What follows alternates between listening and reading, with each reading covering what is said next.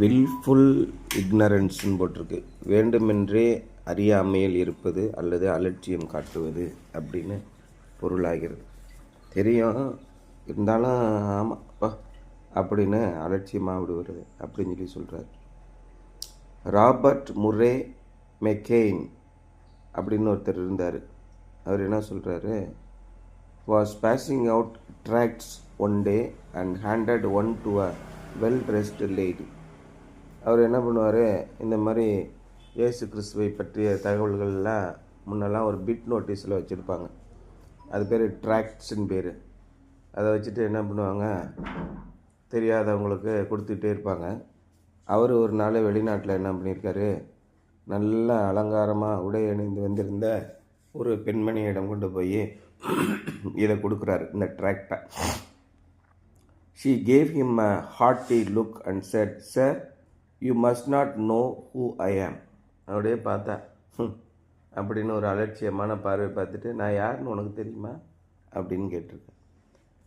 In his kind way, McCain replied, "Madam, there is coming a day of judgment, and on that day, it will not make any difference who you are." Madam, நியாய தீர்ப்பு நாள்னு ஒரு நாள் வருது. அன்றைக்கி நீங்கள் யார் நான் யாருன்னு எந்த வித்தியாசமே இருக்காது. எல்லாம் வரிசையில் நிற்க போகிறோம் அப்படின்னு சொல்லி அமைதியாக சொல்லியிருக்கார். இன்றைக்கி அதான் உலக வழக்கத்தில் சொல்லுவாங்க, 30 வயசில் வரைக்கும் பார்த்திங்கன்னா பயங்கரமாக தெறிக்க விடுவாங்க ஆளுங்க. ஸ்கூல் படிக்கிற பசங்களாம் என்ன பண்ணுவாங்க, எங்கள் அப்பா யாருன்னு தெரியுமா, என்கிட்ட 2 கார் இருக்குது தெரியுமா, எங்கள் ஃபேமிலி எப்படியாப்பட்ட ஃபேமிலி தெரியுமா, நீலாம் கால் தூசிக்கு வர மாட்டேன் அப்படி இப்படின்னு நக்கல் அடித்து பேசுவாங்க விளையாட்டுத்தனமாக. அப்புறம் 21 வயசில் காலேஜ் முடிக்கும்போது, நீ என்ன படிச்சிருக்க நான் என்ன படிச்சிருக்கேன் அப்படின்னு பெருமையாக பேசிப்பாங்க. பாஸ் ஆகலையா, என்ன காலேஜ் உருப்படாத காலேஜில் போய் படிச்சுட்ருக்கேன் அப்படிம்பாங்க. அதுக்கப்புறம் பார்த்தீங்கன்னா கொஞ்ச நாள் கழித்து வேலைவாய்ப்பு போகும்போது மண்டை காஞ்சி போயிடும். பெரிய காலேஜில் படிச்சிருப்பான், நல்ல வேலை கிடைக்காது. இவன் 7ஆம் நம்பர்னால சிம்பிளான காலேஜில் படிச்சுப்பான். தனியாக தொழில் தொடங்கி அவனை விட 100 மடங்கு பெரிய ஆளாக இருப்பான். பல கோடி ரூபாய்களை சம்பாதிச்சிருப்பான். அந்த காலத்தில் இந்த காலேஜில் படிக்கிறேன்னு சொல்லி பெருமை பேத்தினேன்னா என்னடா பண்ணுறேன்னா, நம்மகிட்ட 500 பேர் வேலை பார்க்குறாங்க, 1000 கோடி டர்ன் ஓவர் பண்ணிக்கிட்டு இருக்கோம் அப்படிமா. அவனுக்கு அப்படியே உடல் பூரா வாய் வெளியில் வர மாதிரி இருக்கும். அவ்வளோ மிரண்டு போயிடுவான். இப்படி பெரியவன் நான் இப்போ சம்பாதிச்சுட்டேன் இன்னுன்னா ஒரு 50 வயசு வரைக்கும் பேசுவாங்க. 70 வயசில் என்ன ஆகும், எல்லாருமே ஒதுங்கி வந்துடுவாங்க. எல்லாருமே எல்லார்ட்டையும் அமைதியாக பேசுவாங்க. ஒரு இஸ்திரி போட்டுக்கிட்டு இருக்கவன்ட்ட போய் ஒரு கோடீஸ்வரர் சர்வசாதாரணம் பேசுவார். ஒரு மீன் விற்றுக்கிட்டு இருக்கவங்ககிட்ட போய் எவ்வளோ பெரிய பணக்காரியான லேடியாக இருந்தாலும், உன் பிள்ளைங்க என்னம்மா பண்ணுறாங்க, நல்லா இருக்கியாம்மா, சாப்பிடவே முடியலம்மா, உனக்கு எப்படிம்மா இருக்குது, கொஞ்சம் தான் சாப்பிடுவேன். இதெல்லாம் சர்வசாதாரணம் பேசிகிட்டு இருக்காங்க 70 வயசுக்கு மேலேயே. அப்போ நியாய தீர்ப்பு நாள் வரும்போது எப்படி இருக்கும், எல்லாரும் ஒன்று தான். அதான் ஒரு பழமொழி சொல்கிறான்ல, நீயும் நானும் ஒன்று, இது தெரியாதவன் வாயில் மண் அப்படின்னு சொல்லுவோம். எல்லா மனிதர்களும் சமமான ஒரு நிலைக்கு வருவாங்க அப்படின்னு மெக்கெயின் சொல்கிறாரு. Everything about the Jewish religion pointed to the coming Messiah, their sacrifices, priesthood, temple services, religious festivals and covenants. யூதர்கள் வைத்திருந்த எல்லா முறைமைகளும் பலி கொடுப்பாங்க. ஆடுகளை மாடுகளை புறா குஞ்சுகளை எல்லாம் பலி கொடுப்பாங்க. அவர்கள் செய்கிற பலி கொடுத்தல், அவருடைய ஆசாரியத்துவம், அவர்கள் ஆசாரியத்துக்கு படிப்பாங்க. இன்றைக்கி எப்படி பிராமணர்கள்லாம் பார்த்திங்கன்னா வேத பாடசாலையில் போய் படிப்பாங்க. பார்த்துருக்கீங்களா வேத பாடசாலையில்?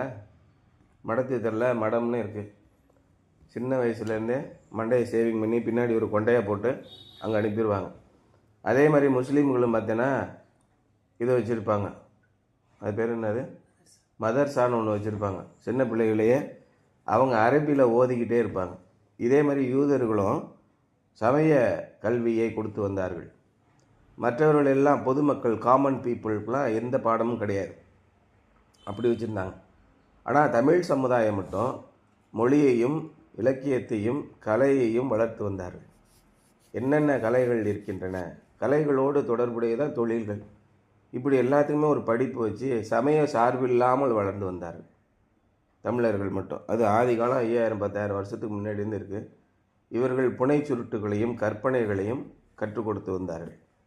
இந்த யூதர்களும் அதே கற்பனையிலே இருக்கான். தேர் சாக்ரிஃபைசஸ், ப்ரீஸ்ட்ஹுட், டெம்பிள் சர்வீசஸ். கோயில் தான் ரொம்ப முக்கியம். இன்றைக்கி நம்ம பழைய செக்ரட்டரி, ட்ரெஷரர் இவங்களுக்கெல்லாம் என்ன முக்கியம்? கோயில் தான் முக்கியம். கோயிலுக்குள்ளே இருக்க மனுஷன் முக்கியம் கிடையாது. அந்த மாதிரி சொல்கிறாங்க. இந்த மாதிரி காலத்தில் தான் நம்ம வாழ்ந்துக்கிட்டு இருக்கோம். அதான் இயேசு கிறிஸ்து அந்த காலத்தில் சொன்னார், கோயில் முக்கியமா, கோயிலில் இருக்க மக்கள் முக்கியமா? ஞாயிற்றுக்கிழமைக்காக மனுஷன் கிடையாது, மனுஷனுக்கு தான் ஞாயிற்றுக்கிழமை. ஆனால் இதை மாறிட்டாங்க. யூதர்கள் எப்படி பண்ணுறாங்க?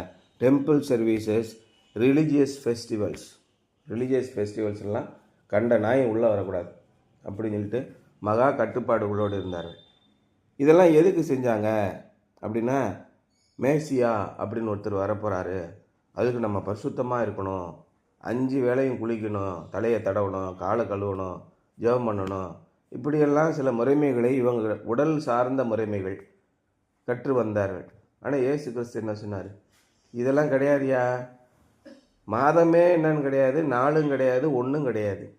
பூமிக்கு மேலே போய் பறந்துட்டேன்னா என்ன இருக்குது? 24 மணி நேரம் சூரியன் தான். இதில் என்ன நாள் எங்கே கிடக்கு, மாதம் எங்கே கிடக்கு அப்படிங்கிறார் இல்லையா? Jio stationery satellite, Jio synchronous satellite 2 இருக்குது தெரியுமா? சேட்டலைட்டில் ஒன்று இருந்த இடத்துலையே நின்றுக்கிட்டு கிடக்கும், இன்னொன்று பூமி எங்கெல்லாம் சுற்றுதோ அதோடு சேர்ந்து சுற்றிக்கிட்டு இருக்கும். 2 டைப் இருக்குது. அதுமாதிரி வெளியில் போய் நின்றுட்டோம்னா சூரியன் தான் 24 மணி நேரம். பூமிக்கு பின்னாடி வந்தால் தானே நிழல் வரும், நைட்டு வரும்.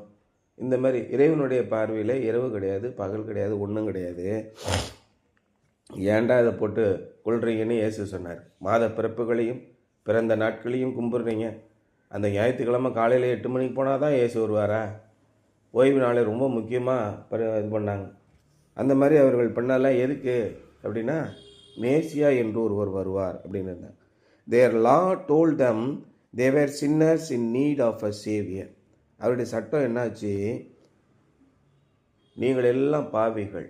நியாயப்பிரமாணம் என்ன சொன்னது அப்படின்னா, மனிதர்களை குற்றப்படுத்தியது.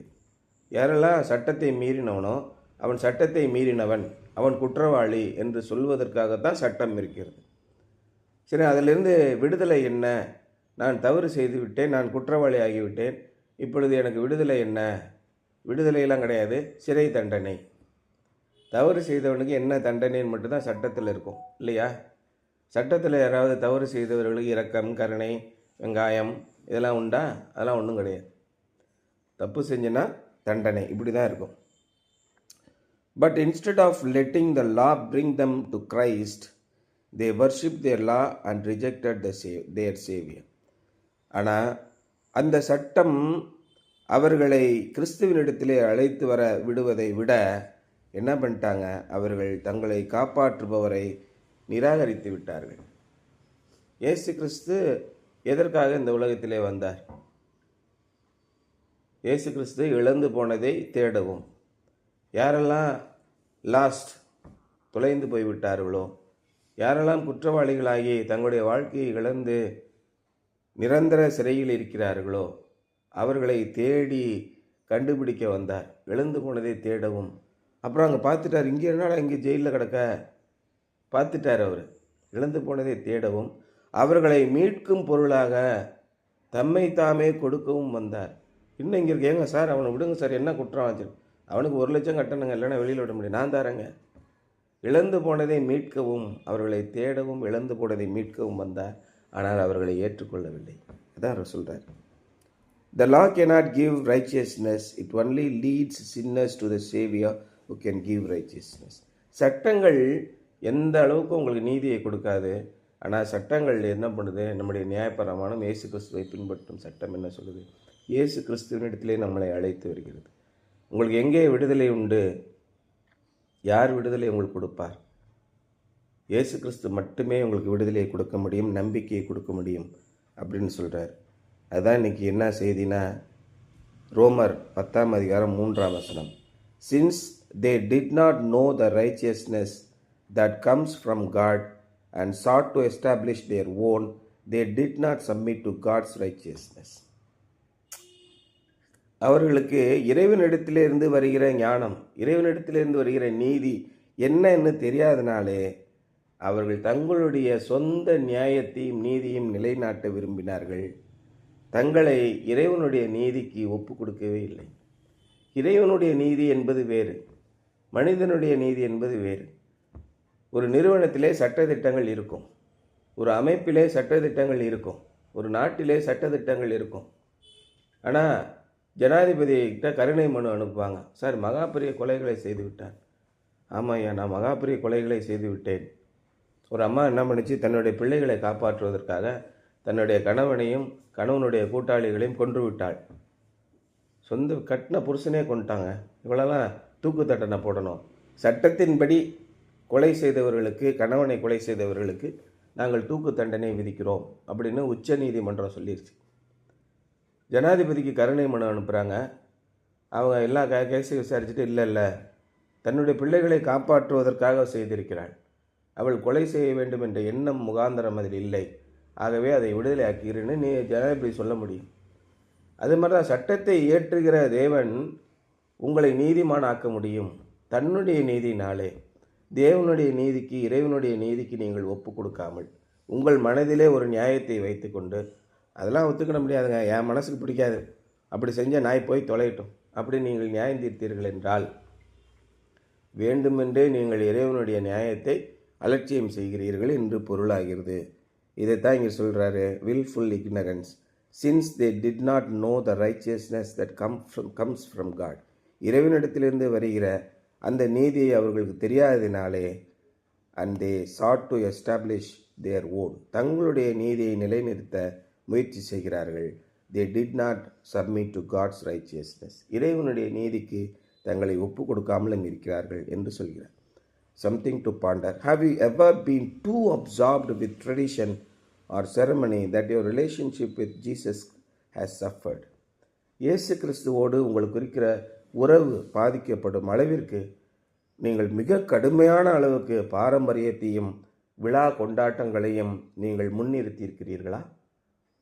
பாரம்பரியங்கள், உங்களுடைய முன்னோர்களின் பாரம்பரியத்தினாலே தேவனுடைய கட்டளையை அவமாக்குகிறீர்களே அப்படின்னு சொல்லி சொல்கிறார் இயேசு கிறிஸ்து. தகப்பனையாவது தாயையாவது கனம் பண்ணாதவன் அவனுக்கு என்ன பண்ண நியாய தண்டனை உண்டுன்னு இயேசு உங்களுடைய நியாயப்பிரமாணத்திலே இருக்கிறது. ஆனால் நீங்கள் என்ன சொல்கிறீங்க, அவங்களுக்கு குர்பான் அப்படின்னு ஒரு காணிக்கையை கொடுத்து தகப்பனையும் தாயையும் கொண்டு போய் அநாத ஆசிரமத்தில் சேர்க்கலாம் என்று சொல்கிறீர்கள். உங்களுடைய நியாயத்தினாலே தேவனுடைய கட்டளையை அவமாக்குகிறீர்கள்னு இயேசு சொன்னார். அப்போ தேவனுடைய நீதி என்ன? பெற்றோர்களை கொண்டு போய் தெருவில் விடலாமா? தேவன் ஒத்துக்குவாரா? பிள்ளைகளை கொண்டு அவமானப்படுத்தலாமா? தேவன் ஒத்துக்குவாரா? தேவனுடைய நீதி என்பது வேறு, மனிதனுடைய நீதி என்பது வேறு. இன்றைக்கி அநேக பெற்றோர்கள் என்ன செய்கிறாங்க, பிள்ளைகளை படிக்க வைக்கணும் அப்படின்னு சொல்லி கொண்டே ஹாஸ்டலில் சேர்க்குறாங்க. இங்கேருந்து 500 கிலோமீட்டர் தள்ளி அந்த பக்கம் பள்ளி படிப்பில் சேர்க்குறாங்க. அப்புறம் எப்படி படிக்கிறது? உள்ளூர்லேயே படிப்பு கிடைக்குமா? கிடைக்காது. அப்போ பிள்ளைகளை கொண்டு சேர்த்து வச்சுட்டு எத்தனை வயசில்? 6ஆம் வகுப்பில் கொண்டு போய் போர்டிங் ஸ்கூல் சேர்த்துடுறாங்க. பிள்ளைகளுக்கு அவங்களுக்கு தொடர்பு இல்லை. அம்மா எங்கே இருக்காங்க? துபாயில், அப்பா சவுதி அரேபியாவில் இருக்கார், பிள்ளை ஊட்டியில் படிக்குது. இது என்ன குடும்பம்? இதைத்தான் தேவனுடைய நீதி உங்களுக்கு கற்றுக் கொடுத்ததா? அப்போ ஏன் அப்படின்னா, நம்முடைய முயற்சியினாலே நான் மிகப்பெரிய ஞானவான் ஆகிவிடுவோம் நீங்கள் நினைக்கிறீங்க. நினச்சிட்டு போங்க, அதனால் வரும் தண்டனையை அனுபவிப்பீர்கள். அவன் பெரிய பிள்ளை ஆனவனே என்ன பண்ண, அப்பாவது மயிராது போயா சாவுக்கு வரமுட்டான். அமெரிக்காவிலேருந்து ஃபோன் பண்ணுறான் அங்கே இருக்க வேலைக்காரன்ட்ட, அப்பா செத்துட்டார் சார், நான் வரக்கு 2 மாதம் ஆகும், எல்லாத்தையும் எரித்து வச்சு அந்த அஸ்தியை மட்டும் ஒரு டப்பாவில் போட்டு போய் 2 மாதம் கழித்து வந்து இதை போய் கலக்கிட்டு வந்துடுறேன். இப்படி தான் நடக்கும் எதிர்காலத்தில். அப்போ தேவனுடைய நீதியை பின்பற்றாமல் தங்களுடைய சொந்த நீதியை பின்பற்றுகிறவர்கள் எப்படி இருப்பார்கள்? வில்ஃபுல் இக்னரன்ஸ், வேண்டுமென்றே அலட்சியப்படுத்துவார்கள்.